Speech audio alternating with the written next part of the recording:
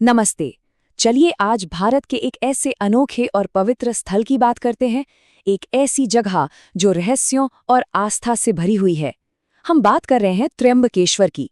कहा जाता है कि यहाँ एक ही पत्थर में पूरा का पूरा ब्रह्मांड समाया हुआ है। अच्छा, कभी सोचा है कि क्या एक पत्थर, सिर्फ एक पत्थर, पूरे ब्रह्मांड का, पूरी कायनात का प्रतीक बन सकता है? सुनने में अजीब लगता है ना? पर यही सवाल हमें सीधे त्र्यंबकेश्वर के दिल में ले जाता है, एक ऐसे रहस्य की तरफ जो सदियों से लोगों को अपनी ओर खींचता रहा है। तो चलिए सबसे पहले मंदिर के बिल्कुल केंद्र में चलते हैं, उसके दिल को समझते हैं। यहीं पर विराजमान है त्रिमुखी देवता, और यही वो चीज है जो इस जगह को सबसे अलग बनाती है। देखिए, भारत में भगवान शिव के हजारों, शायद लाखों मंदिर होंगे। तो फिर सवाल ये उठता है कि आखिर त्र्यंबकेश्वर में ऐसा क्या है, ऐसी कौन सी बात है जो इसे उन सब से इतना अलग और इतना ज्यादा खास बना देती है? तो इसका जवाब छिपा है मंदिर के गर्भगृह में, और वो जवाब है एक बहुत ही दुर्लभ त्रिमुखी लिंगम। अब ये जो 3 मुख हैं, ये सिर्फ चेहरे नहीं हैं, असल में ये ब्रह्मांड की 3 सबसे बड़ी शक्तियों के प्रतीक हैं। पहली शक्ति सृष्टि की, यानी क्रिएशन। दूसरी संरक्षण की, यानी जो संतुलन बनाए रखती है। और तीसरी शक्ति विनाश की, लेकिन ये विनाश अंत नहीं, बल्कि एक नई शुरुआत के लिए रास्ता बनाता है। मतलब ये दिखाता है कि शिव हर जगह हैं और हर प्रक्रिया का हिस्सा हैं। और हाँ, ये कोई मामूली प्रतीक नहीं है, ये एक ज्योतिर्लिंग है। ज्योतिर्लिंग का मतलब हुआ प्रकाश का स्तंभ। ऐसी मान्यता है कि इन जगहों पर भगवान शिव खुद प्रकाश के रूप में प्रकट हुए थे।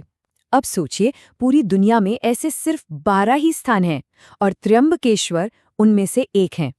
बस यही बात इसे आस्था का इतना बड़ा केंद्र बना देती है। तो इस मंदिर की नींव जितनी आध्यात्मिक है ना, उतनी ही ऐतिहासिक भी है। तो चलिए अब जरा इसके इतिहास में उतरते हैं, देवताओं और राजाओं की इस भूमि पर, और देखते हैं कि कैसे यहाँ के भूगोल और इतिहास ने मिलकर इस कमाल की जगह को बनाया। वैसे तो इस जगह पर पूजा पाठ सदियों से होता आ रहा है, लेकिन आज हम जो ये शानदार मंदिर देखते हैं ना, इसे 18वीं सदी में मराठा पेशवाओं ने बनवाया था। और कमाल की बात यह है कि इतने सालों में इसने कई राजनीतिक तूफान झेले, लेकिन आज भी ये अपनी पूरी शान के साथ खड़ा है। इस मंदिर का जो लोकेशन है वो कोई इत्तेफाक नहीं है, इसे बहुत सोच समझकर ब्रह्मगिरी पहाड़ियों की गोद में बसाया गया, और वो भी ठीक उसी जगह पर जहां से पवित्र गोदावरी नदी निकलती है। गोदावरी को शुद्धिकरण का प्रतीक माना जाता है, और इस शानदार निर्माण को हकीकत में बदला था मराठा साम्राज्य के पेशवाओं ने। कहते हैं ना, हर पत्थर के पीछे एक कहानी होती है। तो चलिए अब जरा उन कहानियों को जानते हैं। लिंगम की किंवदंतियां, ये वो पौराणिक कथाएं हैं जो इस जगह को इसकी असली आध्यात्मिक ताकत देती हैं। ये जो 3 मुख है, ये असल में जीवन के पूरे चक्र को दिखाते हैं। बहुत सीधी सी बात है। एक चेहरा है जो ब्रह्मांड को बनाता है, उसे जन्म देता है। दूसरा चेहरा उसका पालन पोषण करता है, उसे सहेजता है। और तीसरा चेहरा उसे नष्ट करता है। लेकिन ये कोई अंत नहीं है, ये विनाश एक नई शुरुआत के लिए रास्ता बनाने जैसा है। इसी को तो प्रकृति का शाश्वत संतुलन कहते हैं, है ना? यहाँ की एक बहुत ही मशहूर कहानी है जो ऋषि गौतम महर्षि से जुड़ी है। कहा जाता है कि उन्होंने यहाँ बहुत गहरी तपस्या की थी, और उनकी तपस्या से खुश होकर यहीं पर खुद गोदावरी नदी प्रकट हुई। गोदावरी नदी, जिन्हें दक्षिण की गंगा भी कहा जाता है, और मान्यता है कि उनका पवित्र जल आज भी यहाँ आने वाले लोगों के पाप धोने के लिए बहता है। ये कहानी इस जगह की पवित्रता को और भी ज्यादा बढ़ा देती है। तो चलिए, इतिहास और कहानियों की दुनिया से निकलकर अब जरा प्रैक्टिकल बातों पर आते हैं। मान लीजिए कोई खुद इस पवित्र जगह का अनुभव करना चाहता है, तो ये सेक्शन बिल्कुल उन्हीं के लिए है। पेश है एक तीर्थयात्री के लिए गाइड। तो सबसे पहला सवाल, यहाँ आने का सही समय क्या है? देखिए, अगर किसी को चारों तरफ हरियाली और बादलों से ढकी पहाड़ियों का नज़ारा पसंद है, तो फिर मॉनसून का समय सबसे बेस्ट है।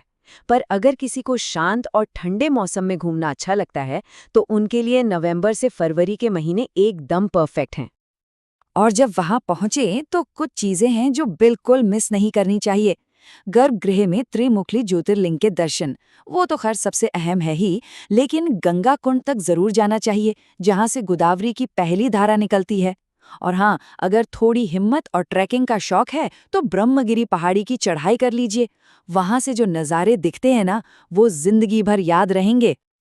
हाँ, बस एक छोटी सी बात का ध्यान रखना जरूरी है। ये एक बहुत ही पवित्र जगह है, तो वहाँ सम्मानजनक कपड़े पहनना सही रहता है। और एक और बात, गर्भगृह के अंदर फोटोग्राफी अलाउड नहीं है, तो उस दिव्य अनुभव को अपनी आंखों और अपने मन में ही कैद करना होगा। तो इतनी सारी बातें जानने के बाद एक सवाल मन में आता है कि आखिर क्यों क्यों त्र्यंबकेश्वर आज भी इतना ज्यादा मायने रखता है? इसका जवाब इसकी आस्था और प्रकृति से जुड़ी विरासत में ही छिपा है। ये एक नंबर सब कुछ कह देता है। 12 में से एक।